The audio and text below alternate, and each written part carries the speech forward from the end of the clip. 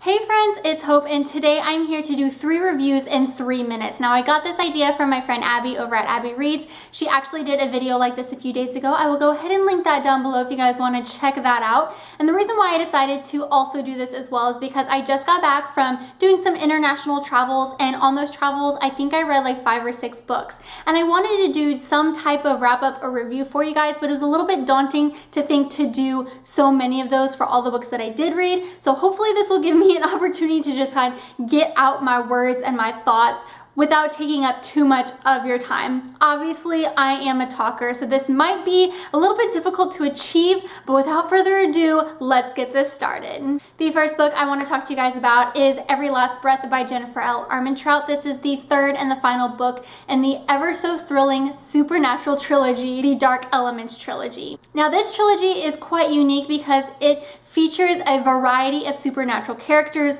So if you're looking for a supernatural type of read and you don't mind a good love triangle, go ahead and pick up this series. Now, speaking of the love triangle, I was very happy that JLA resolved it and made our protagonist choose which guy she was going to be with, because it allowed us to enjoy the rest of the book without Layla being so indecisive. Now, while I did find this book was probably the cheesiest out of all 3, we did get some really epic fight scenes. We also had a lot of scenes that were quite heartbreaking. It just made you feel that much more connected to the book and its characters. With that said, the ending of the book left me with closure and happiness, and I just really enjoyed this trilogy, and I ended up rating the very last book a 4 out of 5 stars. The second book that I want to talk to you guys about is Wolf by Ryan Groden. This is a fast-paced YA action-packed thrilling book where the Axis powers and Imperial Japan have taken over the world. Hitler and Emperor Hirohito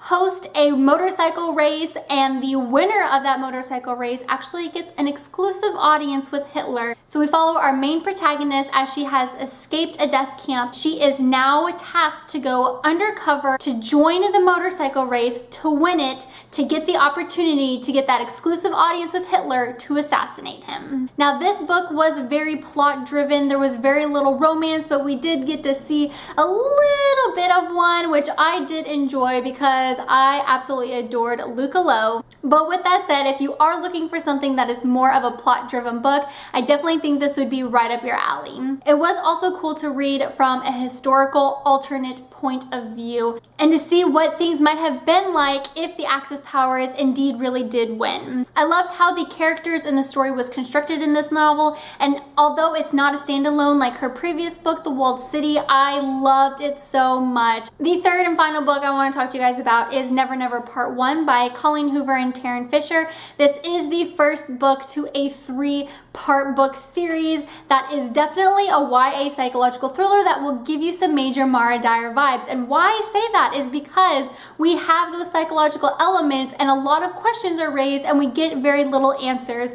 Part 1 is definitely a setup to the rest of the series, but what I did love was, in typical Coho fashion, we have some really great characters that have a lot of drama and a lot of plot twists, so it has your mind just completely spinning. I will say, out of the 2, I did enjoy Silas and his character and his point of view a little bit more than Charlie. Just to give you a little backstory of this book, Charlie and Silas have been best friends ever since childhood. The last couple of years, they have been in love and they've been dating, but the morning that we start reading about them, they wake up with no memory of themselves, of each other, or anybody around them. So like I said, major Mara Dyer vibes. If you guys know who wrote Silas's chapter or Charlie's chapter, let me know below. I'm very curious. I ended up rating this book a 4 out of 5 stars, and I don't know if I mentioned Wolf by Wolf, but I did rate that book a 5 out of 5 stars. All right, friends, well, that does it for my 3 and 3. Until next time, guys, I hope you have a great day, and I will see you soon. Bye.